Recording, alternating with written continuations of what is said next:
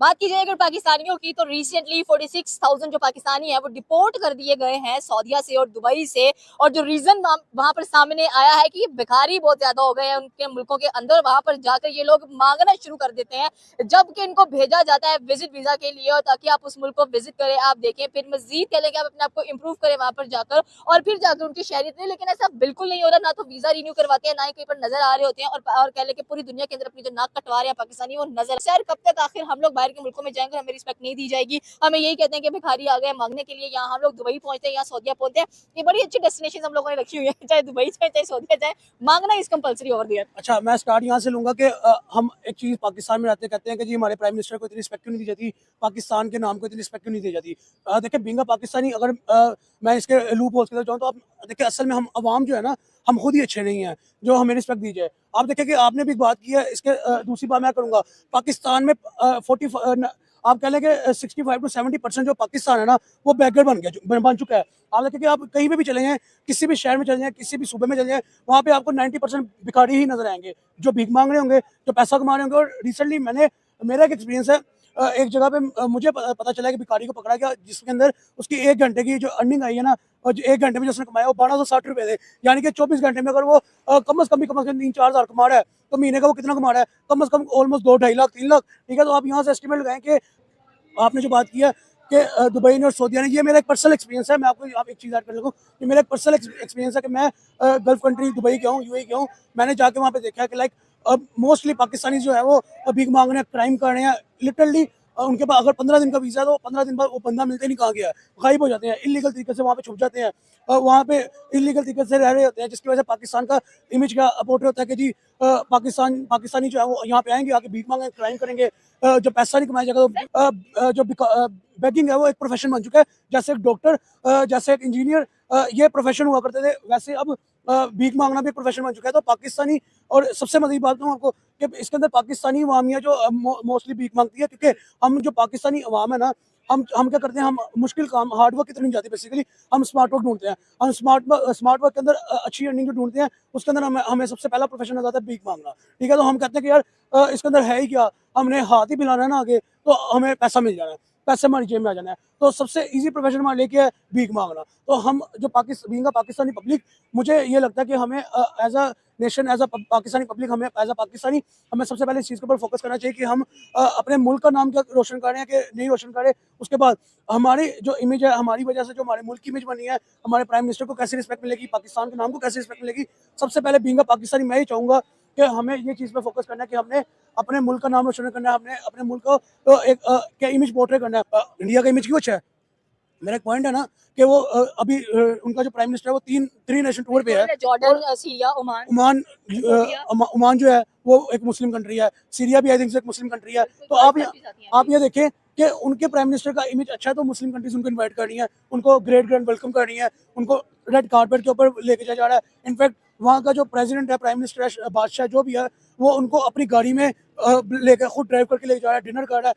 Point ये है कि उनकी अप्रोचेस जो हैं, उनके माइंडसेट जो हैं, वो ऐसे हैं कि हमने जाके अपने मुल्क के नाम के लिए बेस्ट करना है, और हमने बिजनेस के ऊपर बिजनेस को प्रायोरिटी देनी है जॉब के ऊपर। तो आप यहाँ से एस्टिमेट लगाए, जब आप अगले मुल्क में जाके उनको बेनिफिट देंगे, उनके लिए बेनिफिशियल प्रूव होंगे, तो आपके मुल्क का नाम भी रोशन होगा, आपको रिस्पेक्ट भी दी जाएगी, आपके प्राइम मिनिस्टर को भी इन्वाइट किया जाएगा, और सब कुछ पॉजिटिव जाएगा। ना कि पाकिस्तानियों की तरह जो भीख मांग के अपने मुल्क का भी नाम गंदा करते हैं, अपने प्राइम मिनिस्टर को भी गंदा करते हैं, और अपनी पब्लिक को भी एज ऑलवेज गंदा करते हैं, जिसकी वजह से डिपोर्ट भी होते हैं।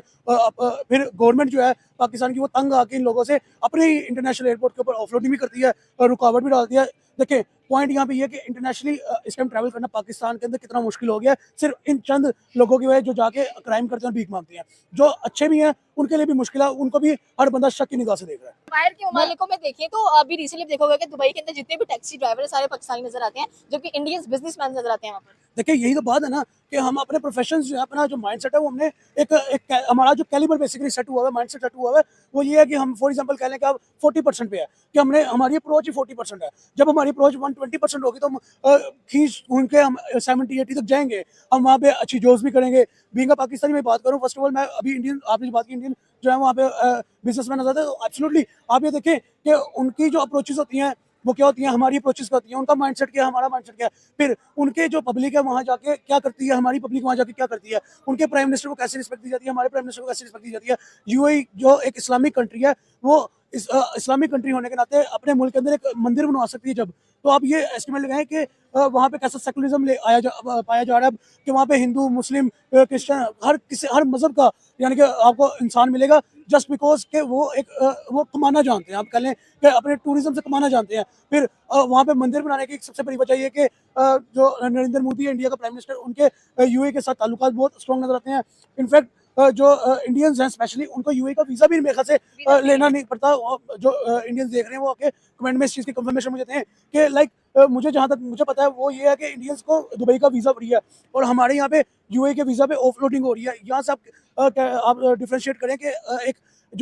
इंडिया, एक हिंदू कंट्री है, बेसिकली हिंदुस्तान जो हिंदू कंट्री है, उसको एक मुस्लिम कंट्री ने वीज़ा फ्री किया और मुस्लिम कंट्री को दूसरे एंड पे मुस्लिम कंट्री को डिपोर्ट कर रहे हैं, ऑफलोडिंग कर रहे हैं अपने एयरपोर्ट से। तो पॉइंट यहाँ पे सिंपल सा ये है कि हमारा कैलिबर एक लो लेवल सेट है, हमारा माइंडसेट जो है वो एक ऐसा है कि हम बस स्मार्ट वर्क कर लें, हमें मेहनत ना करनी पड़े, हम किसी तरीके से जल्दी से जल्दी पैसा कमा लें। जबकि हम ये नहीं सोचते उस जल्दी से जल्दी वाले काम में जो हम पैसा तो कमा लेंगे लेकिन हमारे मुल्क का इमेज क्या पोर्ट्रे होगा, जिसकी वजह से हमारे प्राइम मिनिस्टर को रिस्पेक्ट नहीं दी जाएगी, हमें जो वीज़ा इश्यूज होंगे, हमें डिपोर्ट किया जाएगा। इनफैक्ट मैं लिटरली बताऊँ, एक मेरे सामने एक वाकया आया, पेशावर का लड़का था, उसको वहाँ पे जॉब से निकाल दिया कि उसने वहाँ पे 3 मर्डर कर दिए। लाइक यहाँ तक तो क्राइम रेशो पाकिस्तानी जाकर कर रहे हैं यूएई में, तो सेम एज इट इज सऊदीया के अंदर भी यही सिनेरियो है कि जिनको कोई नौकरी नहीं मिली वो जाके भीख मांगने लग पड़े। पॉइंट यहाँ पे ये है कि पॉइंट ये नहीं है भीख मांगना, पॉइंट ये नहीं क्राइम करना, पॉइंट ये है कि अपने आप को ऐसा पोर्ट्रे करो कि यार आपके मुल्क का नाम रोशन हो, आपके मुल्क का इमेज पॉजिटिव जाए, जो इमेज पोर्ट्रे होना है वो पॉजिटिव हो, और आपके मुल्क के लिए भी वीज़ा फ्री करे। ऐसे जो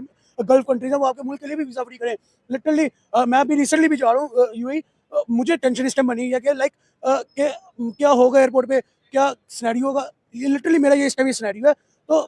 क्या किसकी वजह से, हमारी अपनी वजह से है, हम खुद अच्छे नहीं हैं, लिटरली हम खुद अच्छे नहीं हैं, जिसकी वजह से हमारे साथ ऐसा किया जाता है। तो गवर्नमेंट लेवल पे जाना, गवर्नमेंट अच्छी ना होना, इसलिए तो पॉइंट बात कहते हैं ना, हम एज एन इंडिविजुअल अपने आप के अंदर देखें, हमें जो खामी है हम उनको फुलफिल करें और अपना द बेस्ट दें। कैसे पॉसिबल नहीं है कि पाकिस्तान का इमेज भी अच्छा हो। ये सर आपने बात की कि इंटरनेशनली हमारे लिए ये जो फ्लाइट्स हैं बड़ी मुश्किल हुई पड़ी हैं, तो उसकी तो जो सरासर जिम्मेदार हैं वो हम खुद ही हैं। हमने अपने नेबर्स के साथ ताल्लुकात अच्छे नहीं रखे हुए हैं, तो आपको लग रहा है कि बाहर ये जो इंटरनेशनल लोग हैं अब्रॉड है उसके साथ हमने अपने जो ताल्लुकात हैं वो बेहतर रखे हैं। हमें बांग्लादेश का वीज़ा 200 रुपये का पड़ता है, इंडिया के साथ ताल्लुकात अच्छे नहीं है तो हमें 1 लाख की टिकट पड़ रही है। एग्जैक्टली दैट्स माय पॉइंट जो मैं कहना चाह रहा था कि हम खुद अच्छे नहीं हैं। आप देखिए हमारे जो बॉर्डर कंट्रीज हैं वो कौन कौन सी है, अफगानिस्तान, इंडिया, इसके अलावा और कौन सी आती है, बांग्लादेश, श्रीलंका, बांग्लादेश के साथ हमारा बॉर्डर नहीं नहीं लगता। लगता। ठीक है, पॉइंट ये है कि हमारे इस टाइम, इंडिया से होके जाना पड़ता हाँ एग्जैक्टली इंडिया के साथ हमारे क्या ताल्लुकात हैं, वॉर। अब अफगानिस्तान से हमारे क्या ताल्लुकात हैं, वॉर। तो हमारा जो इम्पैक्ट है वो एक वॉर सिचुएशन है ना। अब ओवरऑल वर्ल्ड के ऊपर हमारा इम्पैक्ट क्या है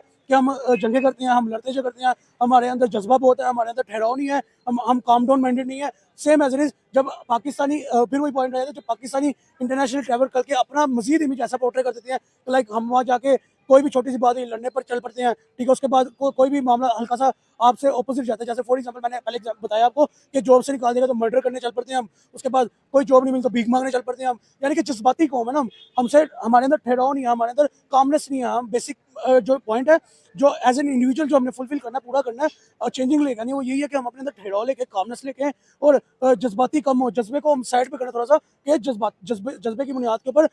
सब काम नहीं हो जाते। ये पॉइंट है जिनकी बिहाफ पे हम बीइंग अ पाकिस्तानी बहुत बुरा इम्पैक्ट रखते हैं इंटरनेशनली जो वर्ल्ड है उसके ऊपर। जो थर्ड वर्ल्ड कंट्रीज के अंदर ये जो एक कह लें कि डिपोर्ट का सिस्टम है वो हम लोगों को नजर आ रहा है, और इतना कह लें कि ये चीज हावी हो चुकी है कि आपकी बात सही है, हम हार्ड वर्क नहीं करना चाह रहे हैं, हम अच्छी तरीके से कमाना नहीं चाह रहे हैं, हम अपने जो वीजे की ड्यूरेशन है उसको पूरा होते हुए नहीं देख पा रहे होते हैं। हमारा बस होता है कि फ्रीली कहीं पर भी रहे और अपनी मर्जी से कमाए, और कमाना भी ऐसा कि हम तो इस तरह से फिर हम कब तक जिंदगी गुजारेंगे। बिकॉज आपको पता है कि मोस्टली पाकिस्तानी स्टूडेंट्स जो हैं वो जब भी किसी दूसरे मुल्क जाते हैं उनका पहला काम होता है कि हम काम कर ले यहाँ पर, हालांकि वो स्टडी वीजा के ऊपर होते हैं। देखिए एग्जैक्टली यही बात है। मैं पहले आपके पहले क्वेश्चन के ऊपर आऊंगा, क्योंकि 2 सवाल इसके अंदर आपने मर्ज किए हैं। पहला सवाल आपका ये कि डिपोर्ट किए जा रहे हैं, पंजाब गवर्नमेंट जो है ना, जो पाकिस्तान की हुकूमत है शरीफ ब्रदर्स की, उन्होंने डिपोर्ट वाला ऑप्शन अभी ना बंद किया है। डिपोर्ट होने से पहले ही वो अपने पाकिस्तान की जो इंटरनेशनल एयरपोर्ट्स हैं वहाँ से ही ऑफलोडिंग कर रहे हैं कि जिसके ऊपर डाउट होता है, लाइक